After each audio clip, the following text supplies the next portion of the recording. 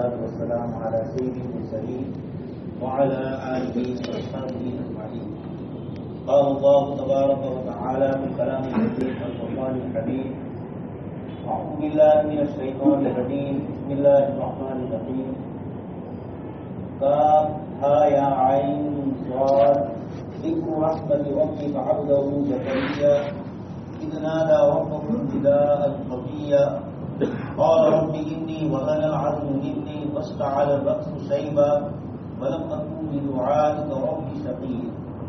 صدق الله العظيم وصدق رسوله النبي الكريم ونحن على ذلك لمن الشاهدين والشاكرين والحمد لله رب العالمين. محترم و مکرم حضرات علماء کرام اور ایمان والے بھائی، آج کی تراویح میں سورہ کہف کے چند رکوع اور پھر اس کے بعد سورہ مریم، سورہ طٰہٰ اور سورہ انبیاء کے بھی چند رکوع پڑھے جائیں گے.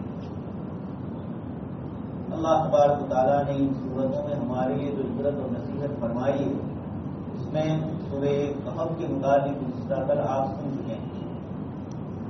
آج سورہ مریم کے متعلق اللہ تبارک و تعالیٰ کا یہ ارشاد آپ کے سامنے تلاوت کیا گیا: ذکر رحمت ربک عبدہ زکریا. اللہ تبارک و تعالیٰ نے سورت کا نام تو سورہ مریم ہے اور ابتدا فرمائی حضرت زکریا علیہ السلام کے قصے. پھر اس کے بعد حضرت مریم رضی اللہ تعالیٰ عنہ کا قصہ دی، حضرت عیسیٰ علیہ السلام کی پیدائش کا ذکر کیا جا، اور پھر اس کے بعد سیدنا ابراہیم علیہ السلام اور دوسرے انبیاء کرام علیہ السلام کی دعوت اور ان کا جو خصوصی پیغام ہے اس کو بھی ذکر کیا جا. اس صورت میں دو مضمون بنیادی طور پر ہیں. ایک تو یہ کہ مخلوق کے لیے اولاد کا ہونا اور اولاد کی تمنا کرنا، اور پھر اس اولاد کی صحیح تعلیم و تربیت کرنا، اور ایک اس کے مقابلے میں اللہ پاک کی ذات عالی سے اولاد کی نفی ہونا، یعنی اللہ پاک اولاد سے، بیوی بچوں سے اللہ پاک بے نیاز ہے. اس صورت میں اللہ پاک نے شروع کے آدھے حصے میں تو حضرت زکریا، حضرت مریم، حضرت عیسیٰ علیہ السلام اور حضرت یحییٰ کی پیدائش کا ذکر فرمایا اور اولاد کی تعلیم و تربیت کے اشارے فرمائے، اور پھر اس کے بعد والے آیات میں اللہ پاک نے اپنے سے اولاد کی نفی فرمائی.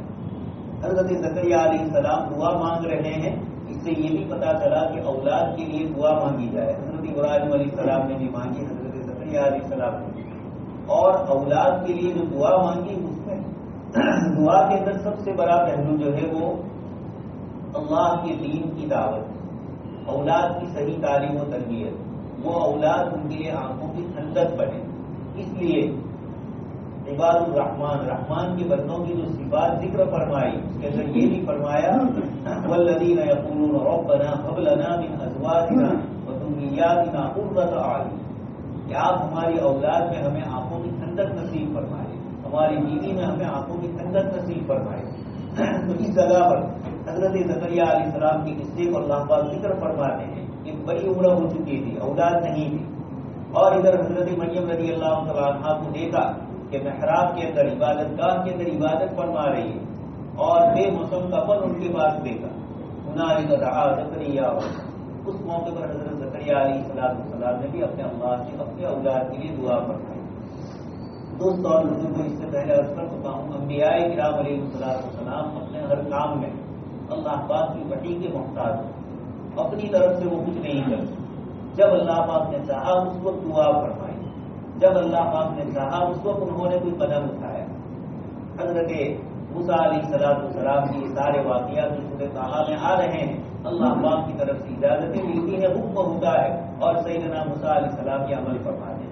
حضرت یعقوب علیہ السلام اور یوسف علیہ السلام کے واقعے، یعقوب علیہ السلام اولاد کے سامنے صاف یہ نہیں کہہ رہے کہ یوسف ہے، لیکن اشارے ضرور کر رہے ہیں کہ یوسف کو کسی نے بیٹے نے نہیں کھایا ہے، وہ حیات ہے. اور اسی لیے جب دو بھائی اللہ پاک کی طرف سے، حضرت بنیامین بھی اور پھر ان کی وجہ سے دوسرا ایک بھائی بھی رہ گیا، تین بھائی گھر سے نکل چکے ہیں. ایسے موقع پر حضرت یعقوب علیہ السلام کی زبان سے نکلتا ہے: قال بل سولت لكم انفسكم امرا، تم سب کی طرف سے یہ تدبیر ہے، اور عسى الله ان ياتيني بهم جميعا، اللہ پاک سب کو لے آئیں گے، یعنی یوسف کو بھی، بنیامین کو بھی، اور جو لاوی یا جو دوسرے رہ گئے تھے یہودا، ان کو بھی اللہ پاک لے آئیں گے. یہ اشارے ہو رہے ہیں کہ انبیاء کرام علیہ السلام اللہ پاک کے حکموں کے تابع ہوتے ہیں اپنی وحی کے بعد اپنی دعاؤں میں بھی.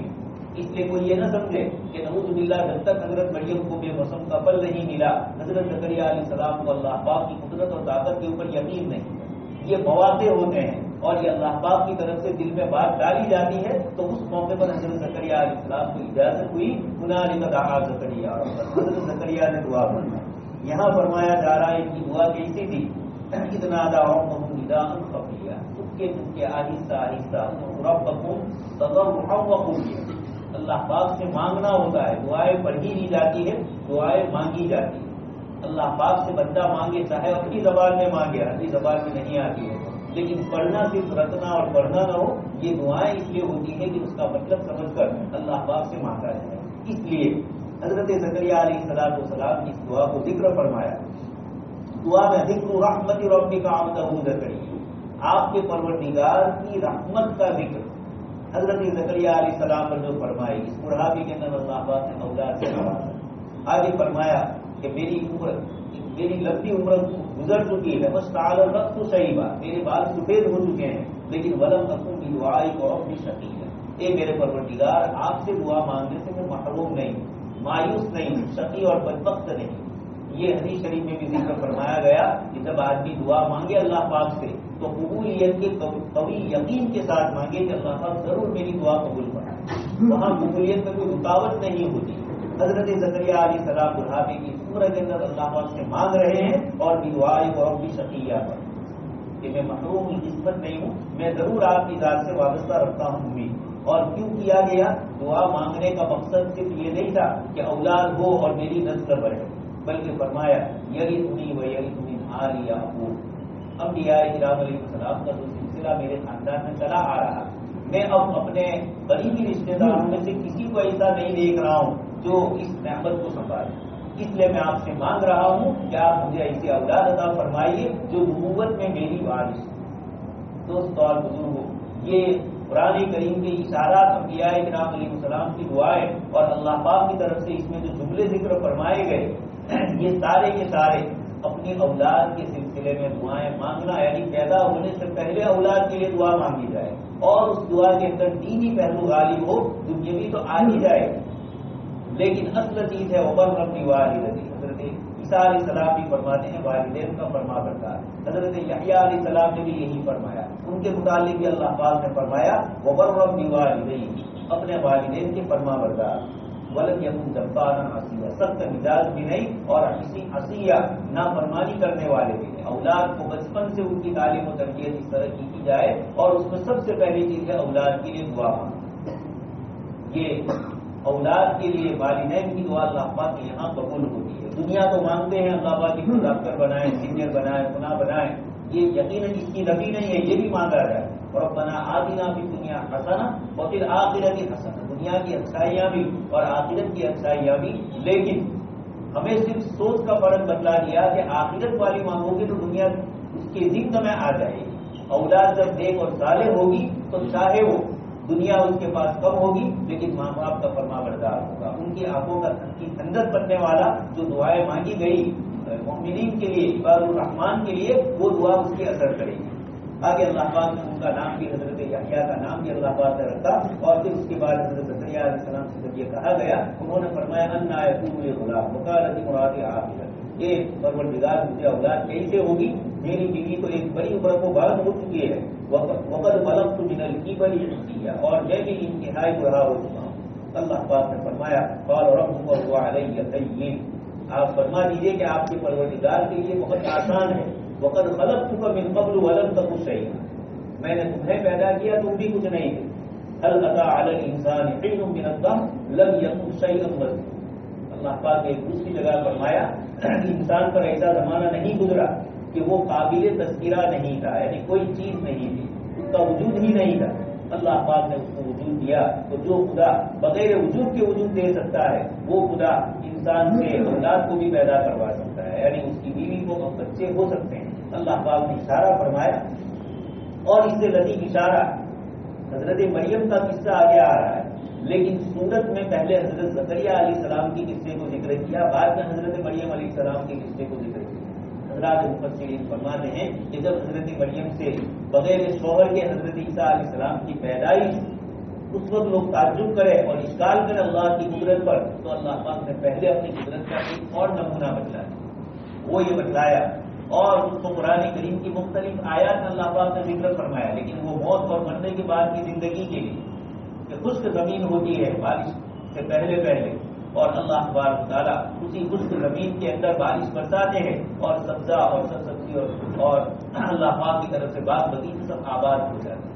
اللہ پاک فرماتے ہیں جس سے مردہ زمین کو ہم زندہ کرتے ہیں اور اس کو سرسبز و شاداب بناتے ہیں، اسی طریقے سے اس دنیا کی زندگی کے بعد ایک اور دوسری زندگی آنے والی ہے، اور اس کے اندر تمہارے لیے اس قسم کا حساب کتاب ہے۔ اسی طریقے سے اللہ تبارک تعالیٰ اولاد کے سلسلے میں بھی فرماتے ہیں کچھ نہیں تھے اور ہم نے کیا۔ حضرت زکریا علیہ السلام بڑھاپا ہے، ظاہری اعتبار سے عورت مان ہے، حضرت ابراہیم علیہ السلام وہاں بھی یہی جملے ہے، اور اللہ تبارک تعالیٰ فرماتے ہیں کہ ہم نے پھر بھی اولاد عطا فرمائی۔ تو اگر حضرت مریم کے بدن سے بغیر شوہر کے اولاد ہو تو تم تعجب مت کرنا حضرت زکریا اور حضرت ابراہیم علیہ السلام کے لیے بڑھاپے میں جب ظاہری علامتیں اور ڈاکٹری سارے کے سارے رپورٹ فیل ہو جائے، وہ یہ کہہ دے کہ کسی طرح نہیں ہونے والا، اور اس موقع پر اللہ تبارک تعالیٰ عطا فرماتے ہیں، تو حضرت زکریا کے قصے کو پہلے ذکر فرمایا اور بعد میں حضرت مریم کے واقعے کو ذکر فرمایا۔ یہ سورہ مریم، اس کے نزول کے سلسلے میں بھی اللہ پاک نے حضرت عیسیٰ علیہ السلام، حضرت مریم ان کے واقعے کو اور حضرت زکریا کے واقعے کو ذکر فرمایا۔ اتفاق یہ ہوا کہ جب آپ صلی اللہ علیہ وسلم کے صحابہ کرام حبشہ ہجرت کر کے گئے، جب مکہ مکرمہ میں ان کا رہنا پریشان کن ہو گیا، تو آپ صلی اللہ علیہ وسلم کی اجازت سے صحابہ کرام ایتھوپیا، جس کو حبشہ کہا جاتا ہے، حبشہ کا انہوں نے سفر کیا۔ اتفاق یہ تھا کہ وہاں کا بھی جو بادشاہ تھا وہ عیسائی تھا، نجاشی۔ یہ صحابہ کرام وہاں پہنچے، مکہ کے مشرکین ان کے سرداروں کو پتہ چلا کہ مسلمانوں نے مکہ چھوڑ دیا ہے اور یہ لوگ حبشہ پہنچے۔ انہوں نے بھی اپنا ایک وقت بھیجا، ڈیپوٹیشن بھیجا۔ حضرت عمرو بن عاص رضی اللہ تعالیٰ عنہ جو اس وقت ایمان نہیں لائے تھے وہ اس ڈیپوٹیشن میں تھے، انہوں نے اس قصے کو نقل فرمایا کہ ہم لوگ وہاں گئے اور وہاں جا کر نجاشی کے سامنے اس سے پہلے ان کے پادریوں کو اور عیسائی مذہب کے جو بڑے لوگ تھے ان کو ہدیے اور تحفے دی۔ یہ عجیب و غریب دنیا کا معمول ہے، آج بھی دنیا کے اندر یہی چیزیں چلتی ہے۔ کسی بڑے تک پہنچنے کے لیے ظاہری اسباب کے درجے میں رشوت کے اس طرح کے مسئلے ہوتے ہیں اور پھر اوپر تک پہنچا جاتا ہے۔ اس زمانے میں بھی یہ طریقہ تھا تو ان لوگوں نے اسی طرح کیا۔ اس کے بعد حضرت نجاشی کے سامنے جب مسلمانوں کا واقعہ پیش کیا گیا کہ ہمارے خاندان کے، ہمارے قبیلے کے کچھ نوجوان جو ہم سے بھاگ کر یہاں آ گئے اور وہ ایک الگ دین لے کر آئے، آپ ان کو ہمارے حوالے کر دیں۔ نجاشی بادشاہ نے بلایا اور اس کو ان سے گفتگو ہوئی۔ حضرت جعفر طیار رضی اللہ عنہ، جعفر ابن ابی طالب، حضرت علی رضی اللہ عنہ کے بڑے بھائی، حضرت جعفر رضی اللہ عنہ نے اپنے ساتھیوں سے کہا، وہ بھی ہجرت کر کے پہنچے تھے، انہوں نے کہا کہ آج مسلمانوں کی طرف سے میں گفتگو کروں گا بادشاہ کے۔ چنانچہ پھر آپ جب بادشاہ نے بلایا اور پوچھا کہ بھئی کیا بات ہے، حضرت جعفر رضی اللہ عنہ کھڑے ہوئے اور انہوں نے کھڑے ہو کر کہا کہ بادشاہ سلامت، ہمارے علاقے کے اندر ہم لوگ انتہائی شرک اور کفر کے اندر مبتلا، ہم لوگ مردار کھاتے تھے، ہم اپنی بچیوں کو زندہ درگور کرتے تھے، ہمارے یہاں ایک بڑا طاقت والا کمزور کے اوپر ظلم کرتا تھا، ہر طرح کی برائیاں ہمارے اندر تھی۔ اللہ پاک نے ہمارے درمیان ایک نبی بھیجے اور انہوں نے ایک اللہ کی دعوت دی، اچھی چیزوں کا حکم دیا اور بری باتوں سے ہمیں روکا۔ اس طرح آپ نے تقریر فرمائی حضرت جعفر رضی اللہ تعالیٰ عنہ نے، بادشاہ کی سمجھ میں آ گیا، بادشاہ نے کہا کہ جاؤ تم رہ سکتے ہو آرام سے۔ اب یہ پریشان ہوئے تو ان کے لوگوں کے ساتھ یہ مکہ والے جو گئے تھے مل کر پھر رات کو دوسرا مشورہ ہوا، کہا کہ بادشاہ اس طرح تو مانے گا نہیں تو ایک اور دوسری بات کہی جائے۔ مشورہ ہوا اور اس میں یہ طے ہوا کہ ان سے یہ کہا جائے بادشاہ سے کہ یہ جو مسلمان کہہ رہے ہیں اپنے آپ، یہ جو ہمارے قبیلے کے لوگ آئے ہیں، یہ حضرت عیسیٰ علیہ السلام کے متعلق وہ عقیدہ نہیں رکھتے ہیں جو عقیدہ تمہارا عیسائیوں کا ہے، اور عیسائیوں میں ایک بڑا حصہ عقیدہ ایسا رکھ چکا تھا کہ نعوذ باللہ حضرت عیسیٰ علیہ السلام 3 میں کے تیسرے ہیں، 3 in 1 آج انگلش میں بولا جاتا ہے، 3 کا مجموعہ ملا کر خداوند کے خصوص کی طرف اشارے کیے جائیں۔ اس میں حضرت عیسیٰ علیہ السلام کو خدا کا بیٹا بھی تجویز کیا گیا اور نہ معلوم کیا کیا برائیاں ان کی طرف سے ہوئی، اس واقعے کی طرف اشارہ اور اس عقیدے کی طرف اشارہ کرنا چنانچہ دوسرے دن جب دربار لگا تو انہوں نے آ کر بادشاہ کے سامنے یہ بات پیش کی کہ ان کا وہ عقیدہ نہیں ہے جو تمہارا عقیدہ۔ نجاشی خود بڑا عالم تھا، سمجھدار تھا، اس نے کہا کہ بلائیے۔ جب بلایا گیا اور پھر اس کے بعد حضرت جعفر نے سورہ مریم کی ان آیتوں کی تلاوت کی جس میں حضرت مریم رضی اللہ تعالیٰ عنہا کی پیدائش کے بعد حضرت عیسیٰ علیہ السلام کی پیدائش ہوئی اور پورا منظر جو اللہ پاک نے فرمایا، حاملہ ہوئی اور بستی سے الگ ہو کر ایک جگہ پر رہی اور وہاں پر مکاناً قصیہ فاجاء المخاض الى ذکر النخل، کھجور کے درخت کے نیچے وہ آرام کر رہی ہے اور اللہ پاک نے وہ خشک درخت تھا لیکن تر کھجور حبا جنیہ، اللہ پاک کی طرف سے شاندار کھجور ان کو مل رہی ہے اور وہ اس کو استعمال کر رہی ہے، چشمہ پانی کا۔ اللہ تبارک تعالیٰ نے فرمایا وَهُزِّي إِلَيْكِ بِجِذْعِ النَّخْلَةِ، جب بھی ضرورت پڑے کھجور کے تنے کو ہلانا اور ٹہنیوں کو تصاب علیہ رطبا جنیہ، اللہ پاک کی طرف سے سب انتظام ہوگا، فَكُلِي وَاشْرَبِي وَقَرِّي عَيْنًا، کھاؤ پیو اور اللہ پاک کی طرف سے اپنی آنکھوں کو ٹھنڈی کرو حضرت عیسیٰ علیہ السلام کو دیکھ کر۔ اللہ پاک نے وہیں حضرت عیسیٰ علیہ السلام کی پیدائش فرمائی، انما انا رسول ربک، جبرائیل علیہ السلام کے ذریعے اللہ تبارک تعالیٰ نے ان کے صلب کے اندر جس کیفیت کے ساتھ اللہ پاک نے چاہا ہوگا کلمۃ القاها الی مریم وروح منہ، اللہ پاک نے حضرت عیسیٰ علیہ السلام کی پیدائش فرمائی اور یہ واقعہ پیش آیا۔ یہ حضرت جعفر رضی اللہ تعالیٰ عنہ نے جس وقت بادشاہ کے سامنے یہ آیتیں پڑھی اور اس کا ترجمہ کیا ہے تو بادشاہ نے دوسری ایک جگہ پر ہے 7ویں پارے کے اندر وَإِذَا سَمِعُوا مَا أُنزِلَ إِلَى الرَّسُولِ تَرَىٰ أَعْيُنَهُمْ تَفِيضُ مِنَ الدَّمْعِ مِمَّا عَرَفُوا مِنَ الْحَقِّ، نجاشی کے دربار میں جب اللہ کا کلام پڑھا جا رہا ہے تو اس کے جو بڑے بڑے پادری اور علماء تھے وہ سمجھ رہے تھے کہ صحیح مذہب عیسائی کیا ہے، ان کی آنکھوں سے آنسو جا رہے ہیں۔ کیوں؟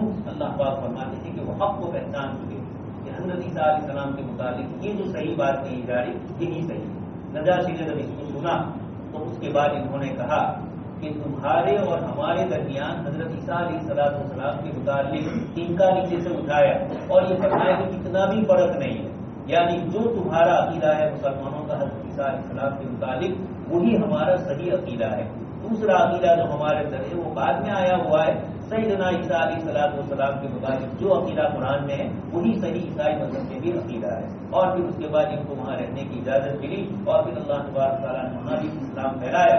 تو یہ اس وقت کی یہ آیتیں ہیں جب پڑھی گئی سورہ مریم کی تو بادشاہ سلامت بھی اور اس کے درباری بھی رونے لگے، یہ اللہ تبارک تعالیٰ نے سورت کے اندر ایسی کیفیت رکھی ہوئی۔ آگے سورت کا جو اصل مضمون ہے اولاد کی تعلیم اور اولاد کی تربیت، پھر حضرت عیسیٰ علیہ السلام کے ذکر میں بھی اللہ پاک نے یہی فرمایا۔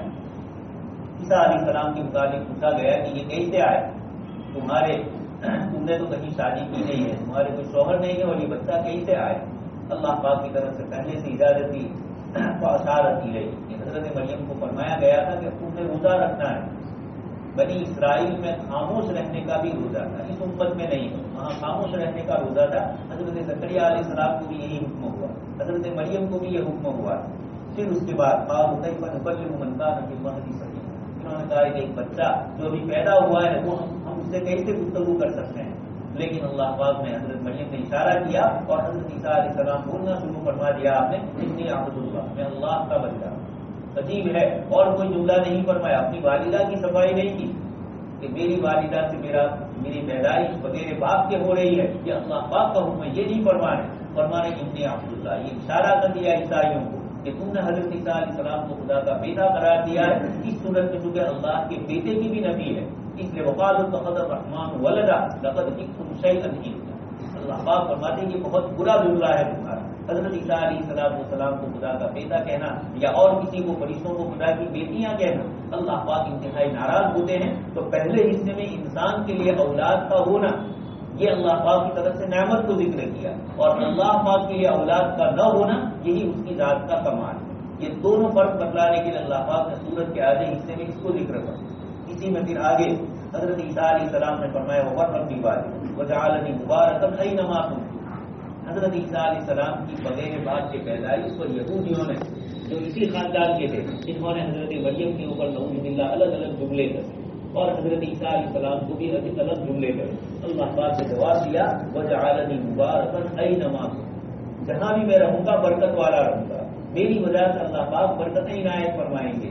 جب تک تھے دنیا میں تب بھی، اور آسمان پر اٹھائے جانے کے بعد دوبارہ جب اللہ پاک حضرت عیسیٰ علیہ السلام کو بھیجیں گے اور وہ آپ صلی اللہ علیہ وسلم کی امتی بن کر تشریف لائیں گے، اس موقع پر بھی حدیث شریف کی کتابوں میں ہے بہت برکتیں ہوں، روئے زمین ایمان سے بھر جائے گا اور پھر اللہ پاک کی طرف سے برکتوں کا ظہور. تو حضرت عیسیٰ علیہ السلام کی اپنی پہلی آسمان سے اٹھائے جانے والی زندگی میں بھی حضرت عیسیٰ علیہ السلام برکت والے تھے، اور اللہ پاک نے ان کو بعد میں بھی برکت والا بنا کر یہ اشارہ کر دیا یہودیوں کو کہ تم جو الزام لگاتے ہو اللہ پاک کی قدرت اور اس کی طاقت کے اوپر تم یقین نہیں کر رہے ہو اور اس طرح کی غلط بیانی کر رہے ہو، اللہ پاک نے اس طریقے سے ان کے مطابق فیصلہ کیا. آگے حضرت ابراہیم علیہ السلام کا بھی اس کے بعد ذکر ہے. حضرت ابراہیم علیہ السلام کا مسئلہ دوسرا ہے. یہاں حضرت عیسیٰ علیہ السلام اپنی والدہ کے مطابق، حضرت زکریا علیہ السلام اپنے بیٹے حضرت یحییٰ علیہ السلام کے لیے دعائیں فرماتے ہیں. یہاں حضرت ابراہیم علیہ السلام کی جو دعوت ہے یہ اپنے مشرک باپ لیکن اشارہ کر دیا. حضرت ابراہیم علیہ السلام اپنے والد محترم کو دین کی دعوت دے رہے ہیں، لیکن جملے ہیں یا ابتی یا ابتی، اے والد محترم، اے میرے والد.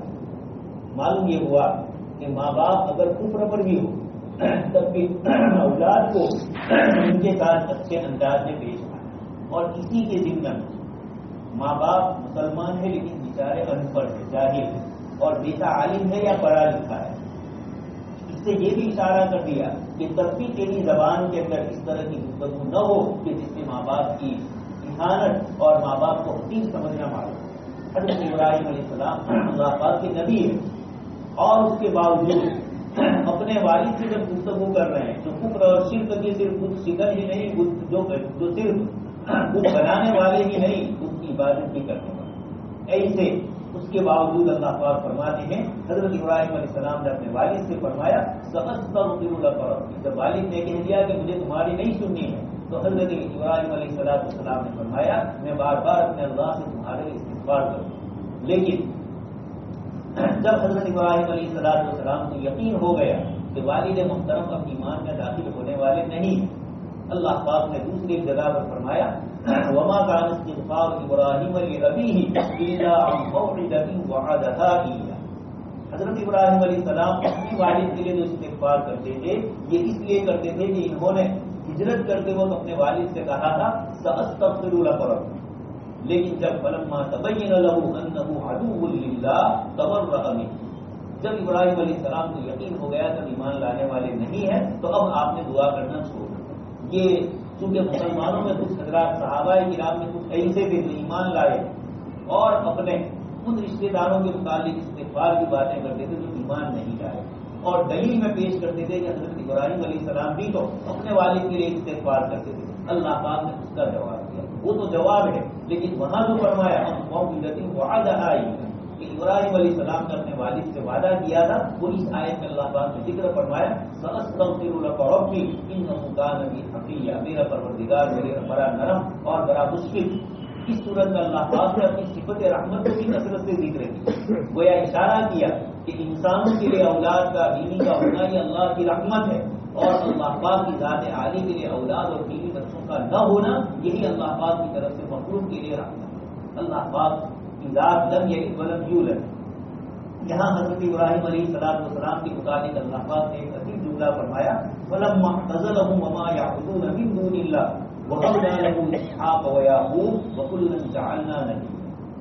جب بندہ اللہ کے لیے اپنے وطن سے ہجرت کر رہا ہے، اپنے رشتے داروں کو چھوڑ رہے ہیں ابراہیم علیہ السلام، اپنی ساری ظاہری نعمتوں کو چھوڑ کر ایک اللہ کے لیے بے وطن ہو رہے ہیں، ساروں نے آپ کو چھوڑ دیا اور آپ کو وطن سے نکالنے کے لیے والد محترم نے بھی کہہ دیا کہ نکل جاؤ. یہ سارے جملے ہوئے یہ انتہائی پریشانی کا عالم ہوتا ہے.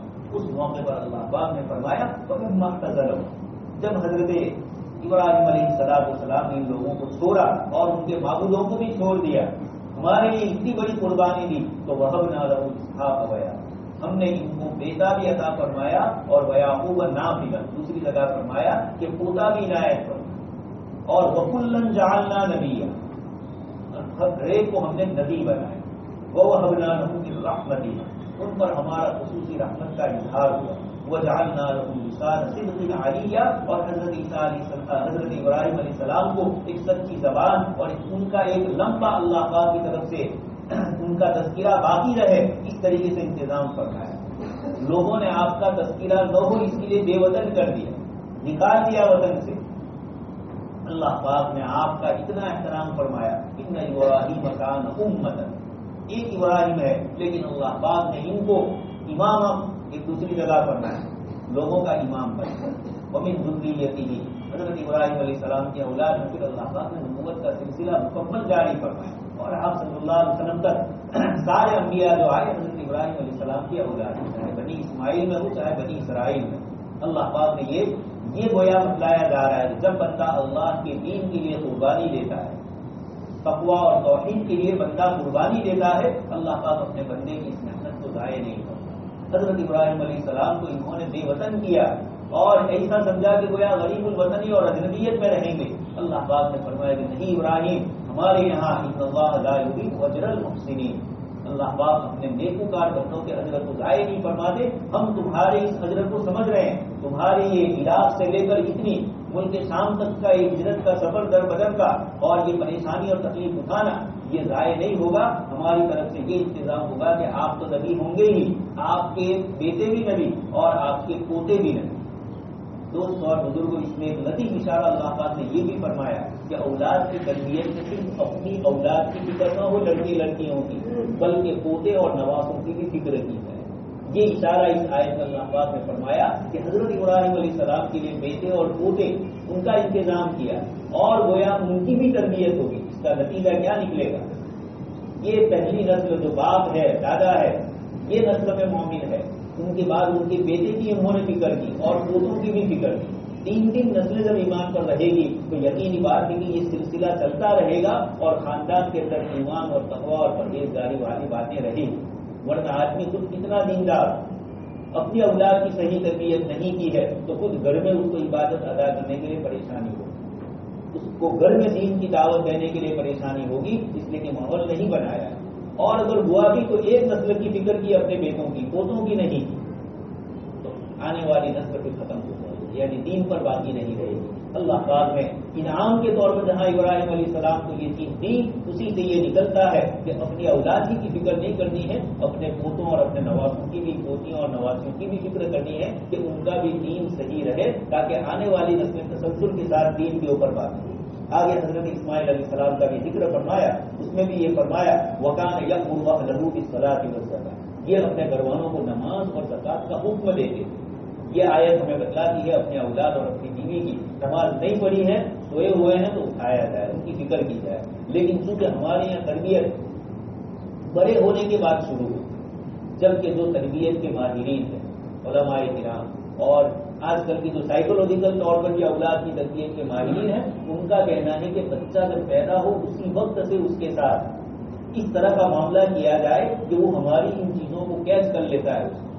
ہم یہ چاہتے ہیں کہ بچہ جب 9 سال 10 سال 11 سال 12 سال کا ہو اب اس کے بعد اس کی تربیت کرنا چاہتے ہیں، تو 8-9 سال میں آپ نے اس کو اتنا بگاڑ دیا ہے کہ اب اس کی اصلاح جلدی نہیں، الا ماشاء ہوتا ہے کبھی، لیکن عام مطلب تعلیم و تربیت کا طریقہ بچپن سے ہی، بلکہ امام غزالی رحمۃ اللہ علیہ کو بہت دور کی بات فرما رہے ہیں، بچہ ماں کے پیٹ میں ہو اس وقت سے ہی تم سنبھل جاؤ، حرام غذا استعمال کرنا اور ان کو کھلانا بیوی کو، اور اس کے نتیجے میں یہ اولاد ہوگی بڑی تو یقیناً اس پر بھی اثر پڑے گا، وہ تو وہاں تک فرما رہے ہیں۔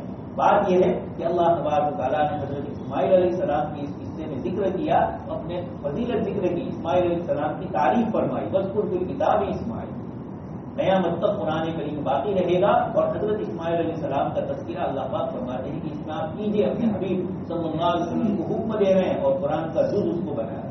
معلوم ہوا کہ اولاد کی تعلیم و تربیت کرنے والوں کی اللہ پاک کی یہاں کتنی بڑی قدر و قیمت ہے کہ اللہ پاک ایک نبی کے طور پر تو ذکر فرما رہے ہیں، لیکن جس صفت کو ذکر کیا یأمر أهله بالصلاة والزکاة، نماز اور زکات، یہ تو بڑی عبادت ہے۔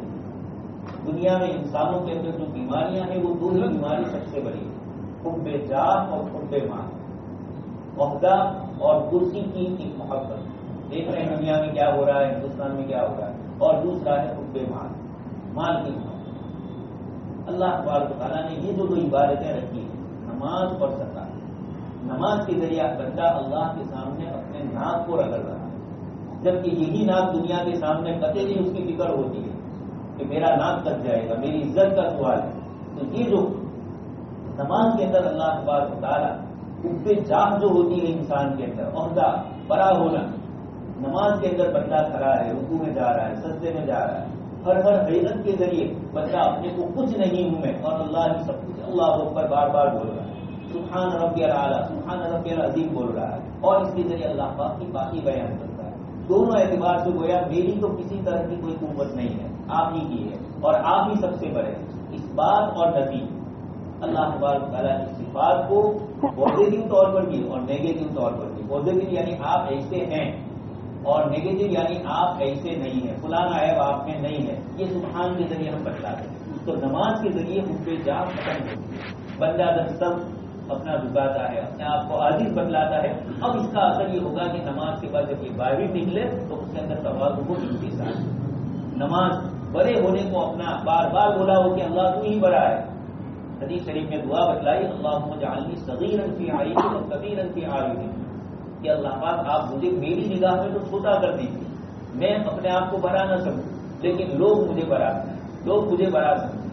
اس لیے کہ ہر انسان فطری طور پر اس کے دل میں ہوتا ہے کہ میرا احترام کیا جائے، میرا وقار کیا جائے. تو اللہ پاک فرماتے ہیں دعائیں بھی آپ صلی اللہ علیہ وسلم نے ایسی سکھائی. دوسری چیز ہے حب مال کی محبت. یہ انسان کو رات دن آپ دیکھ رہے ہیں فتنے اور فساد کے اندر کی جب دیکھنے جائیں گے تو مال ہی آتا ہے. عورتیں اور مال یہ دونوں ہی عموماً ہوتے ہیں. تو مال کی محبت میں آدمی حلال و حرام کی فکر نہیں کرتا ہے، کسی کا لے لیا، کسی پر ظلم کیا، زیادتی کی، یہ سب کچھ ہوتا ہے. جب اپنا حلال مال میں سے 40واں حصہ وہ نکالے گا تو اب حرام مال کی طرف اس کی نگاہ کیسے جائے گی؟ اس لیے کہ بیوقوف ہے اپنے مال میں سے 40واں حصہ نکالنے کا اور حرام جمع کرنے کا، اس کا گناہ لینے کا. تو یہ ایسا ہی کرے گا کہ حلال کی کمائی کی طرف توجہ دے گا. اس لیے اس پہ جان کی قدم اور اس پہ مال کی قدم. حضرت اسماعیل علیہ السلام کی یہ دعا اور قرآن کریم کی آیت پہلی ہی هدی للمتقین، اور وہاں پر بھی فرمایا یقیمون الصلاۃ ویؤتون الزکاۃ، نماز کو قائم کرتے ہیں اور زکات کو ادا کرتے ہیں. یہ دونوں بڑی بیماریوں کا توڑ اللہ پاک نے ان دو بڑی باتوں میں رکھا ہے، نماز میں اور زکات. آگے اس کے بعد اللہ پاک اپنے لیے اولاد کی انتہائی سخت نصیب فرماتے ہیں اور یہ فرماتے کہ جن لوگوں نے نعوذ باللہ اللہ پاک کی طرف اولاد کی نسبت کی، لقد جئتم شیئا ادا، کتنی بڑی بات ہے. تکاد السماوات یتفطرن منه وتنشق الارض وتخر الجبال هدا ان دعوا للرحمن ولدا. اللہ پاک اتنے ناراض ہیں، فرماتے ہیں کہ آسمان پھٹ جائے، قریب ہے کہ آسمان پھٹ جائے اور زمین شق ہو جائے، زمین کے اندر درانے پڑ جائے، وتخر الجبال هدا، اور پہاڑ ریزہ ریزہ ہو جائے، گر جائے. کیوں؟ ان دعوا للرحمن ولدا. جب اللہ کے لیے اولاد کو تجویز کیا جاتا ہے، اللہ پاک کے لیے کسی بندے کو اللہ کا بیٹا کہا جاتا ہے، فرشتوں کو اللہ کی بیٹیاں کہی جاتی ہے، اللہ پاک کتنے ناراض ہوتے ہیں کہ اللہ پاک یہاں فرماتے ہیں کہ آسمان پھٹ جائے، زمین کے اندر شگاف پڑ جائے، درانے پڑ جائے، زلزلے آ جائے اور پہاڑ ریزہ ریزہ ہو جائے. وما ينبغي للرحمن ان يتخذ ولدا، رحمان کے لیے کسی طرح مناسب نہیں ہے کہ اس کے لیے اولاد ہو. ان کل من فی السماوات والارض الا آتی الرحمن عبدا، آسمان و زمین میں جتنی مخلوق ہے، بڑی سے بڑی اور چھوٹی سے چھوٹی، کوئی نہیں ہے اللہ کی اولاد الا آتی الرحمن عبدا. مجھے اور آپ کو تو اولاد کی ضرورت نسل کے بڑھانے کے لیے، بڑھاپے میں کام آنے کے لیے، تجارت اور کاروبار اور اپنی وراثت کے لیے، لیکن اللہ پاک کو کیا کرے؟ اس لیے اللہ پاک نے اپنے لیے اولاد کی سخت نصیب فرمائی. ان آیات میں اللہ پاک انتہائی ناراض ہو گئے. لقد احصاهم وعدهم عدا، تم جو زبان سے بولتے ہو اور تم نے جو کچھ اعمال کیے ہیں ہر ایک کو اللہ تبارک و تعالیٰ گن رہے ہیں. وکلهم آتیہ یوم القیامۃ فردا، تم میں سے ہر ایک اکیلے ہی آئے گا. جئتمونا کما خلقناکم اول مرہ، اور مراد دوسری آیت میں ہم نے تمہیں اکیلے پیدا کیا تھا، قبر میں بھی اکیلے ہی جاؤ گے.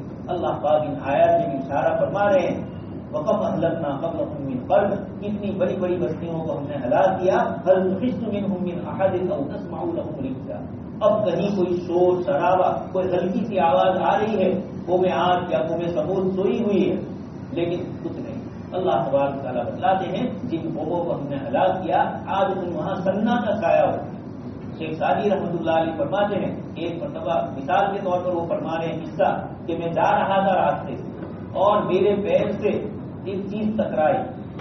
جب میں نے دیکھا کہ یہ کیا چیز ٹکرائی ہے تو کھوپڑی تھی پرانی وہ سیدھا. اندر سے آواز آئی منم سرے پر غرور داستم کہ تم بھول رہے ہو میں کسی زمانے میں ایک متکبر ایک ظالم اور جابر آدمی.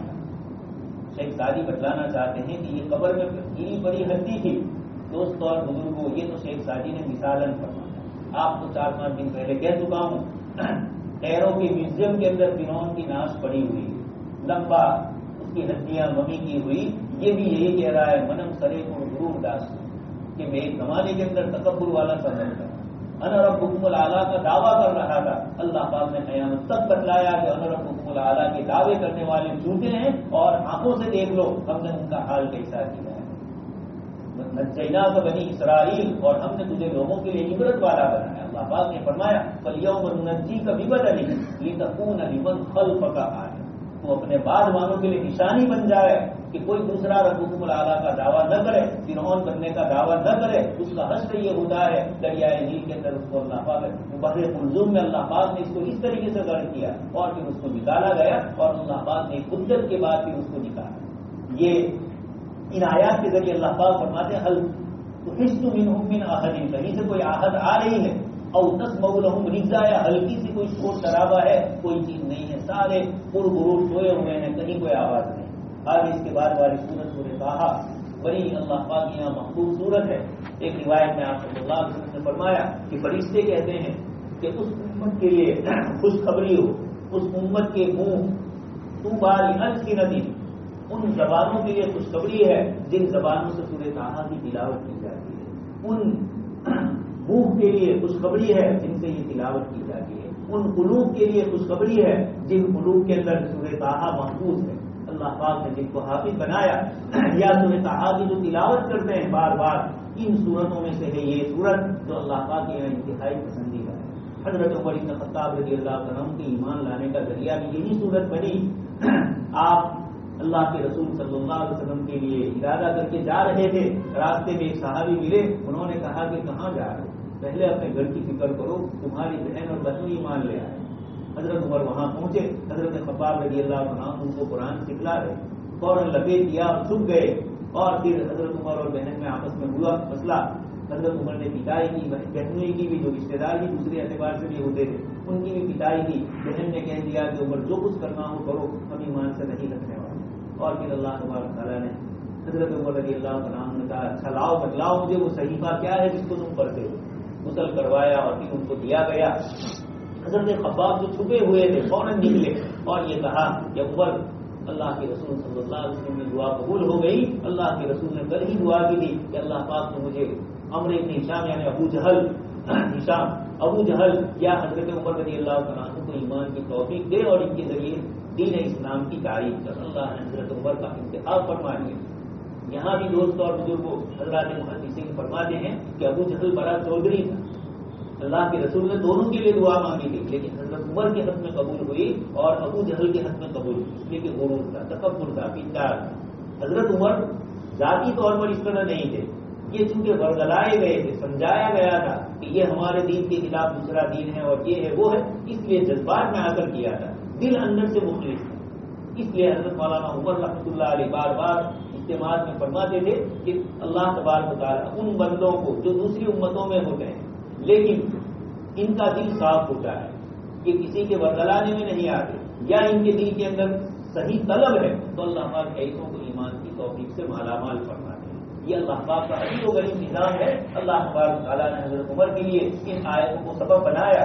اللہ پاک نے اس صورت کے اندر آپ صلی اللہ علیہ وسلم کو فرمایا ما انزلنا علیک القرآن لتشقى.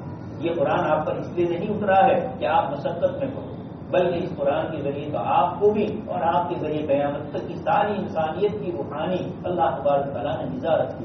ان کے دلوں کا چین اور سکون اور امن ان کو اگر ملے گا تو قرآن کے قانون سے ملے گا. قرآن کریم پر عمل کرنے سے قرآن کی تلاوت سے یہ اللہ پاک کا وہ صحیفہ ہے جو رحمت للعالمین کی طرف سے ارحم الراحمین کی طرف سے سارے رحم کرنے والوں میں سب سے بڑا رحم کرنے والا رحمت للعالمین صلی اللہ علیہ وسلم پر اترا ہے، اور قرآن خود بھی اللہ پاک کی طرف سے ایسی رحمت والی کتاب ہے جس کے ہر الرحمن علی العرش استوى، ایسے رحمان کی طرف سے جو عرش پر متمکن ہے، لہو ما فی السماوات و ما فی الارض و ما بینہما و ما تحت الثری، آسمان و زمین اور نیچے سے لے کر اوپر تک۔ ایک روایت ہے آپ صلی اللہ علیہ وسلم نے فرمایا کہ ساتھ زمین کے نچلے حصے پر وہاں بھی اللہ تبارک تعالیٰ کی طاقت اور قدرت، وہاں بھی نیچے کوئی چیز ہو تو اللہ پاک سے بختی نہیں ہے، اور آسمان کی بلندی پر کوئی چیز ہو، رأیت اللہ، فرمایا کہ میں نے وجدت ہوں۔ حافظ ابن کثیر رحمۃ اللہ علیہ نے ایک روایت پیش کی ہے، میں نے نیچے بھی اللہ کو پایا، اوپر بھی اللہ کو پایا، یعنی اس کی قدرت اور اس کی صفت علم کو ہم نے ہر جگہ پر پایا۔ تو اللہ تبارک تعالیٰ فرماتے ہیں وَإِن تَجْهَرْ بِالْقَوْلِ فَإِنَّهُ يَعْلَمُ السِّرَّ وَأَخْفَى، تم آہستہ بولو یا زور سے بولو، اللہ تبارک تعالیٰ کے لیے کوئی فرق نہیں پڑتا ہے۔ سَارِبٌ بِاللَّيْلِ بالنہار، کوئی فرق نہیں پڑتا، دن میں کوئی بات کرے، رات میں، صبح رات میں اللہ پاک نے 32 قسم کی متضاد اور ویرودآباز چیزوں کا اپنے کو مالک رکھا ہے۔ یہاں پر بھی اسی کی طرف اشارہ فرمایا اللہ لا الہ الا ہو لہ الاسماء الحسنى، اس کے لیے اللہ پاک کے لیے بہترین نام ہے، اور ایک ایک نام میں اللہ پاک نے ایسی عجیب و غریب ان صفات کے اندر رکھا ہوا ہے، اور اسی کو پورے قرآن کریم میں اللہ پاک نے آیت کے ختم کے اوپر جوڑ دیا ہے۔ یہ اللہ پاک کی صفات کا علم ایک بہت بڑا علم ہے۔ اللہ پاک آگے فرماتے ہیں وَهَلْ أَتَاكَ حَدِيثُ مُوسَىٰ، کہ آپ کے پاس حضرت موسیٰ علیہ السلام کا قصہ نہیں آیا، اور پھر پورے قصے کو اللہ تبارک تعالیٰ نے ذکر فرمایا۔ حضرت موسیٰ علیہ السلام قصے کے اس حصے کو ذکر کیا جا رہا ہے، پیدائش کو یہاں ذکر نہیں کیا، صرف اس احسان کو ذکر کرنے کے لیے آگے اللہ پاک نے فرمایا وَلَقَدْ مَنَنَّا عَلَيْكَ مَرَّةً أُخْرَىٰ، کہ موسیٰ ہمارا تم پر یہ دوسری مرتبہ کا احسان ہے۔ پہلا احسان تو ہے ہی کہ اوحینا الی امک ما یوحی، تمہاری والدہ محترمہ فرعون کے در سے تم کو دریا کے اندر ڈال رہی تھی، ان اخفیہ فی التابوت، ہم نے ہی وحی بھیجی کہ اوحینا الی امک ما یوحی، اور تمہاری والدہ نے تمہیں ڈال دیا فَلْيُلْقِهِ الْيَمُّ بِالسَّاحِلِ، سمندر کے اندر یأخذہ عدو لی وعدو لکم۔ اللہ پاک نے کیا شاندار جملہ فرمایا، وہ فرعون جس کی مشینری برسوں سے، مشنری جس کی برسوں سے بنی اسرائیل کے بچوں کو قتل کر رہی ہے کہ کوئی میرا مقابل پیدا تھا، اللہ پاک فرماتے ہیں کہ یہ بچے کو ہم ڈال رہے ہیں فرعون ہی کے خوف سے، لیکن جائے گا فرعون کی طرف، عدو لی وعدو لکم، میرے اور تمہارے دشمن کے ذریعے جائے گا، اور اسی کے یہاں اس کی تربیت اور پرورش ہوگی۔ اللہ پاک نے کیسی آنکھیں اس کی بند کر دی کہ ادھر قتل کر رہا ہے موسیٰ علیہ السلام کی پیدائش سے پہلے بھی، اور موسیٰ علیہ السلام کی پیدائش کے بعد بھی بچوں کو قتل کیا، پریشان کیا بنی اسرائیل کو، یہ سب کچھ کیا۔ اسی لیے بنی اسرائیل نے کہا کہ موسیٰ آپ کے آنے سے پہلے بھی ومن بعد ما، اور آپ کے آنے سے پہلے بھی اور آنے کے بعد بھی ہم ستائے گئے، یہ سب کچھ ہوا۔ اللہ پاک نے یہاں فرمایا عدو لی وعدو لکم، میرا اور تیرا دشمن اپنے گھر میں موسیٰ کی تربیت کرے گا۔ وَأَلْقَيْتُ عَلَيْكَ مَحَبَّةً مِّنِّي، یہ جملہ عجیب ہے، اللہ پاک جب دل میں محبت ڈال دیتے ہیں، فرعون نے لاکھ چاہا لیکن اللہ پاک نے لوگوں کے دل میں موسیٰ علیہ السلام کی محبت ایسی ڈال دی کہ جو دیکھتا فریقہ ہو۔ یہ اللہ پاک فرماتے ہیں کہ جب میرے لیے ان کی والدہ نے یہ قربانی دی تو میں نے ان کو ڈال کے وقت نہیں ان کو کہا کہ تم ڈال رہی ہو، لیکن اللہ تبارک تعالیٰ ایک دن موسیٰ کو واپس لائیں گے، اور سورہ قصص میں تو آگے یہ بھی ہے کہ میں جاعلوک من المرسلین، میں ان کو اپنی طرف سے اپنا نبی بھی رسول بھی بناؤں گا۔ آج اس بچے کی زندگی کا مسئلہ ہے، حیات کا، کہ یہ زندہ رہے نہ رہے، تم اس کی خطرے کے اندر ہو، میری طرف سے اعلان ہو رہا ہے کہ واپس آئے گا تمہارے پاس، اور وجاعلوہ من المرسلین، اللہ پاک فرماتی کہ میں ان کو رسول بناؤں گا۔ جب ان کو رسول بنانا مقصود ہے تو کس طریقے سے یہ ہو سکتا ہے؟ اس لیے اللہ تعالیٰ نے ان آیات میں موسیٰ علیہ السلام کے لیے فرمایا وَلِتُصْنَعَ عَلَىٰ عَيْنِي، میری آنکھوں کے سامنے یہ سب کچھ، یعنی ہماری نگرانی میں سب ہو رہا ہے۔ پھر اللہ پاک نے قصہ ذکر کیا موسیٰ علیہ السلام کی بہن اذ تمشی اختک فتقول هل ادلکم علی من یکفر، بہن نے فرعون کے دربار میں گئے، موسیٰ علیہ السلام کو اٹھایا گیا، یہ سب کچھ اللہ پاک کا غیبی نظام کام کر رہا تھا۔ آسیہ نے اٹھوایا اور ان کے پاس پہنچا، انہوں نے فرعون سے کہا کہ ان کو ہم اپنی اولاد کر دیجیے، اور پھر اس کے بعد ہماری آنکھوں کی ٹھنڈک بنے، یہ جملہ بھی سورہ قصص کے اندر ہے۔ اللہ تبارک تعالیٰ نے موسیٰ علیہ السلام کو وہی پرورش کروائی، لیکن موسیٰ علیہ السلام کسی کا دودھ نہیں پی رہے، اب سب کو بلایا جا رہا ہے. موسیٰ علیہ السلام کی والدہ آ رہی ہے. اللہ پاک فرماتے ہیں فَرَجَعْنَاكَ إِلَىٰ أُمِّكَ كَيْ تَقَرَّ عَيْنُهَا وَلَا تَحْزَنَ. اے موسیٰ ہم نے تمہاری والدہ کے پاس تم کو واپس پہنچایا تاکہ ان کی آنکھوں کو ٹھنڈک ہو اور ولا تحزن وہ غمگین نہ ہو تمہارے متعلق. اس سے پہلے جب موسیٰ علیہ السلام کو دریا میں ڈال دیا گیا والدہ کے دل میں بے چینی اور بے قراری تھی کہ میری اولاد کا کیا ہو. یہ ماں ہی سبق سکتی ہے. اللہ پاک نے اس موقع پر فرمایا وَأَصْبَحَ فُؤَادُ أُمِّ مُوسَىٰ فَارِغًا. ہم نے موسیٰ علیہ السلام کی والدہ کے دل کو ساری دوسری چیزوں سے فارغ کر کے خالص موسیٰ علیہ السلام کے اندر لگا دیا. اور ان کادت لتبدی بہ لولا ربطنا علی قلبها. اس بے چینی میں موسیٰ علیہ السلام کی والدہ کو اپنی ذات کو بھی بھول گئی تھی گویا اپنے بیٹے حضرت موسیٰ علیہ السلام ہی کا تصور.